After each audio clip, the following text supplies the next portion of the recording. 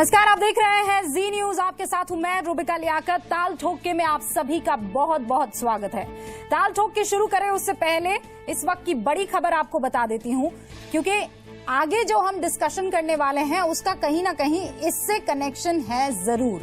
NCP नेता अजीत पवार ने यह खुलासा किया है कि महाराष्ट्र कांग्रेस के एक नेता ने उन्हें फोन पर शिवसेना को समर्थन दिए जाने की बात पूछी थी। अजीत पवार ने कहा कि कांग्रेस नेता ने फोन कर ये कहा कि उनके नेता ने बात कही है कि शिवसेना को कांग्रेस और एनसीपी मिलकर समर्थन दे तो महाराष्ट्र में सरकार बन सकती है।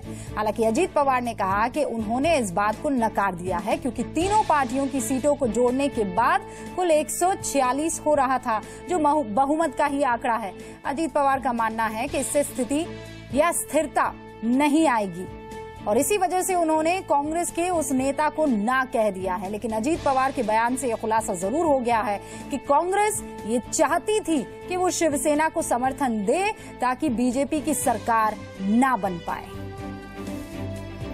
ये दोनों कांग्रेस और शिवसेना के समीकरण की जो संभावना बनी थी, उसकी पहल किसने की थी और उसको क्यों नकारा गया? नहीं, उसके बारे में कांग्रेस पार्टी के एक लीडर ने मुझे फोन करके बताया था कि ऐसा ऐसा हमारे लीडर का कहना है कि ऐसा करेंगे तो चलेगा क्या। मैंने कहा कि उसमें तो बहुत कम 145, 63 तो 146 टोटल फिगर आती है, तीनों की पकड़ के 146, और ये स्टेबिलिटी तो उसमें नहीं रहती है, फिर गवर्नमेंट ठीक तरह से चला नहीं सकता है, सब हमारा कहना है।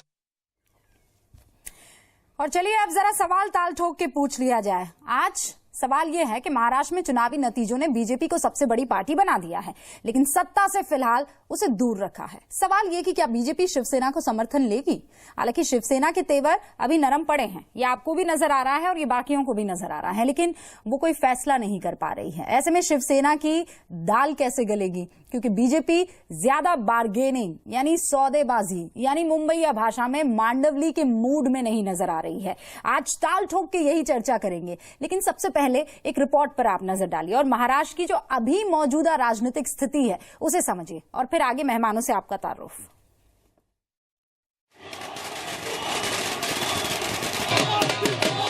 और आज सिद्ध हो चुका है कि कौन सच्चा था। मैंने कहा मैं शांत बैठा हूं मेरे घर में, तो अगर कोई किसी को लगे कि शिवसेना उनको साथ में चाहिए तो सामने से आ सकते हैं।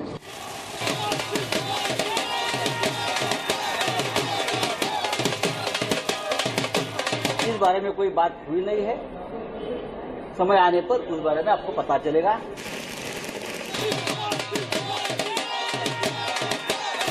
महाराष्ट्र में शानदार जीत के जश्न में डूबी बीजेपी सूबे में नई सरकार पर किसी सौदेबाजी के मूड में नहीं है।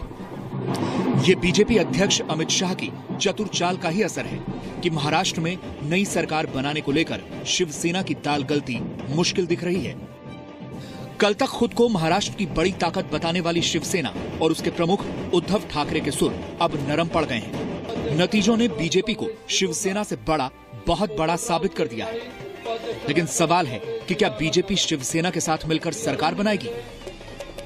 सुनो एक मिनट, आप अभी आपने क्या कहा? आप नहीं जाएंगे, अभी बोल रहे आप जाएंगे तो मैं आपसे पूछ रहा हूं। तो इसलिए मैंने कहा मैं शांत बैठा हूं मेरे घर में, तो अगर कोई किसी को लगे कि शिवसेना उनको साथ में चाहिए तो सामने से आ सकते हैं। शिवसेना के साथी जो हमारे केंद्र में है उनको भी कायम रखा था हमने। महाराष्ट्र में मुंबई शहर में जो हमारे समर्थन से कॉरपोरेशन चल रही है उसमें समर्थन भी कंटिन्यू करा था। हमने कभी गठबंधन तोड़ा नहीं था। मैं भारतीय जनता पार्टी की बात कर रहा हूं। शिवसेना में बैठकों का दौर जारी है, लेकिन कश्मकश ऐसी है कि कोई फैसला नहीं हो पा रहा। इस बारे में कोई बात हुई नहीं है, समय आने पर उस बारे में आपको पता चलेगा। हालांकि शिवसेना के पास वक्त ज्यादा नहीं है, क्योंकि एनसीपी बाहर से समर्थन की चिट्ठी लेकर तैयार बैठी है। उन्होंने हमें सपोर्ट नहीं मांगा था, हमने बाहर से सपोर्ट दिया है और हमारी पार्टी ने स्टेबिलिटी आने के लिए ये डिसीजन लिया। एनसीपी के समर्थन के ऐलान से बीजेपी की बल्ले बल्ले है, तो शिवसेना के पास अब बार्गेनिंग का भी ज्यादा मौका नहीं है। लेकिन सीएम के सवाल पर बीजेपी मुश्किल में दिख रही है। सूत्र बता रहे हैं कि गडकरी और देवेंद्र फडणवीस में से किसी एक को चुना जाएगा। आप भी रेस में है क्या? मुख्यमंत्री बनना है? मैं 10 बार बता चुका हूँ कि मैं रेस में नहीं हूँ। देखिए, कोई दावा नहीं ठोकरा, भारतीय जनता पार्टी में ऐसे रेस भी नहीं होती है। हमारे यहाँ पर हमारा उचित प्राधिकरण जो है वो हमारा पार्लियामेंट्री बोर्ड है, जो इसके संदर्भ में सभी से विमर्श करके निर्णय करता है। हालांकि शिवसेना के तेवर कुछ ठंडे पड़े। आज सामना में लिखा गया है कि अगर बीजेपी शिवसेना का ये गठबंधन नहीं टूटा होता तो कांग्रेस और राष्ट्रवादी इकट्ठे होकर भी 25 सीटें नहीं जीत पाते। शिवसेना और भारतीय जनता पार्टी का गठबंधन टूटने का सबसे ज्यादा फायदा कांग्रेस और राष्ट्रवादी वालों को हुआ। 14 साल से सत्ता से दूर शिवसेना को क्या इस बार भी सत्ता में भागीदार होने का मौका नहीं मिलेगा? यही सवाल शिव सैनिकों को खाया जा रहा है। और बीजेपी किसी सौदेबाजी के मूड में नहीं है। दिल्ली से रविंद्र कुमार के साथ एहसन अब्बास, जी मीडिया, मुंबई। तो मैं बता दूं आपसे, कुछ ही देर में हमारे साथ जेवीएल नरसिम्हा राव बीजेपी की तरफ से होंगे। हमारे साथ विराग पचपोर हैं, आरएसएस थिंकर हैं, वो भी हमारे साथ जुड़ेंगे। राजेश चौबे हैं, शिवसेना की तरफ से हमारे साथ हैं। और 3 रिपोर्टर भी मेरे साथ मौजूद हैं। दिलीप तिवारी है, रौनक कुकड़े बीजेपी ऑफिस से, एहसन अब्बास शिवसेना भवन से हमारे साथ बने हुए हैं। अब इनके पास हम जाएं उससे पहले, शिवसेना ने बेशक आज अपने पत्ते नहीं खोले हों, ये कह दिया है कि भाई जो नेता होगा वो हम चुनेंगे, जो भी आगे का फैसला होगा वो उद्धव ठाकरे के साथ मिलकर डिसाइड किया जाएगा। लेकिन बीजेपी को सपोर्ट करेंगे या नहीं, एनसीपी की तरफ झुकाव है या नहीं, इस पर किसी तरह का कोई बयान संजय राउत ने नहीं दिया है। अनिल देसाई का ये बयान आपको सुनना चाहिए। आप इस बयान को सुनिए और समझिए कि कैसे शिवसेना को बताना पड़ रहा है कि उसके लिए मुद्दा सिर्फ अखंड महाराष्ट्र का ही है। सुनिए। 1995 में आप लोग साथ में थे, क्या जो अगली कैबिनेट होगी सहमति बनने के बाद वही स्वरूप पर सहमति शिवसेना जता देगी या कुछ और शर्तें रखेगी?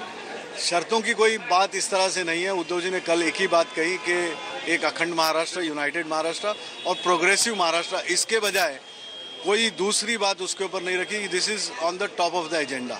तो बाकी बातें या अटकलें जो बन रही हैं 95 या इस तरह से उस तरह से, ये बातें मीडिया से आ रही है और इस तरह का कोई भी इस तरह का प्रस्ताव ना शिवसेना ने दिया है ना उद्धव जी ने दिया है। और ये सब बातें जो महाराष्ट्र के हित में होनी चाहिए, जो मीडिया से भी, मीडिया के सोर्सेज से आ रही हैं, तो उस तरह की बातें जरूर होंगी। एक बार दोनों नेतागण बैठें और उस पूरा हल निकल आएगा। बीजेपी से कोई बैठक का कोई प्लान, कोई चर्चा, फोन? अभी कल ही तो रिजल्ट आए, कल रात को तो रिजल्ट आए और नतीजे आने के बाद में अभी 24 घंटे भी पूरे नहीं हो गए, लेकिन बातें आगे जाएंगी जरूर और कुछ अच्छा फैसला आएगा। चलिए, सबसे पहले एहसन अब्बास का रुख कर लेते हैं। शिवसेना भवन से हमारे साथ बने हुए हैं। एहसन, किसी तरह का कोई अंदर से आपके सोर्सेस की तरफ से खबर मिल पा रही है? कोई अपडेट, कोई डेवलपमेंट, कोई सोच में बदलाव?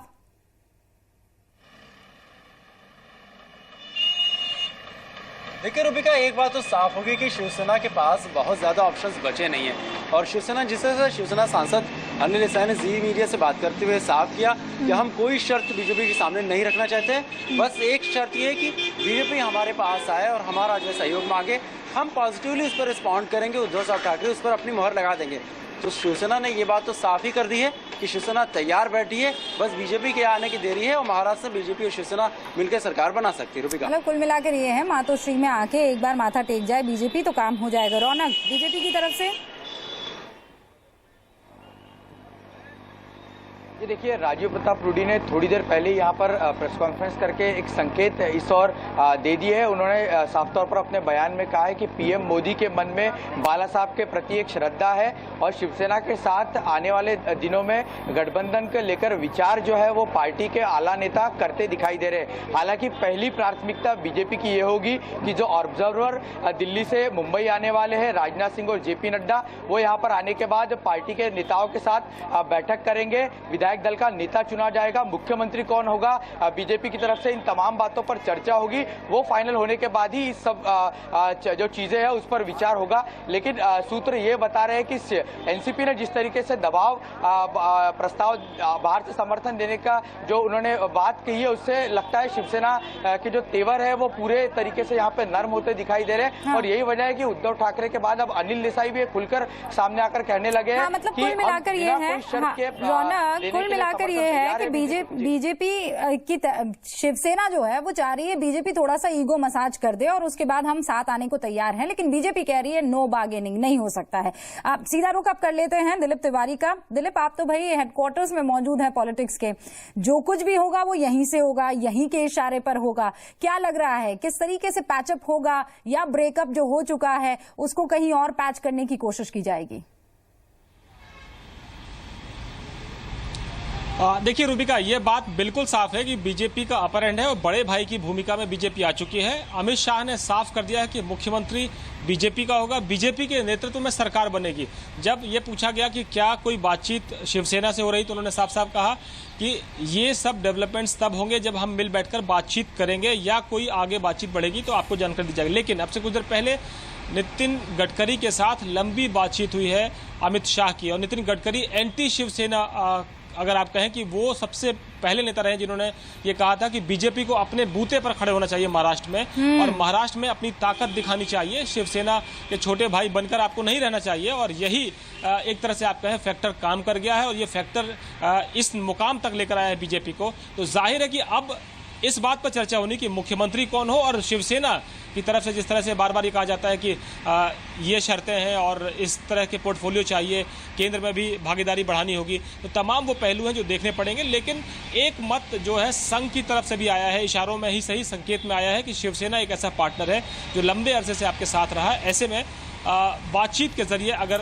इसलिए तो नेचुरल अलाई कहते हैं, आइडियोलॉजिकल डिफरेंस किसी तरह का कोई नहीं है, ज्यादा इसमें कोई ड्रामा नहीं होगा, बस ये है कि थोड़ा प्यार मोहब्बत से आपस में बैठ जाएंगे तो चीजें सुधर सकती हैं। ये अब तक का ऑप्शन समझ में आ रहा है। हालांकि बहुत सारे फॉर्मूलाज हैं, क्योंकि कहते हैं ना राजनीति में संभावनाएं जो है वो कभी खत्म नहीं होती। दिलीप, आपका भी रुख करूंगी और जल्दी से अब एक छोटा सा ब्रेक ले लेते हैं। सभी खास मेहमान हमारे साथ जुड़ गए हैं। जीवीएल नरसिम्हा राव हमारे साथ जुड़ गए हैं बीजेपी की तरफ से, विराग पचपोर RSS थिंकर हैं, राजेश चौबे शिवसेना की तरफ से अपना पक्ष रखेंगे। इन सभी से बातचीत करेंगे।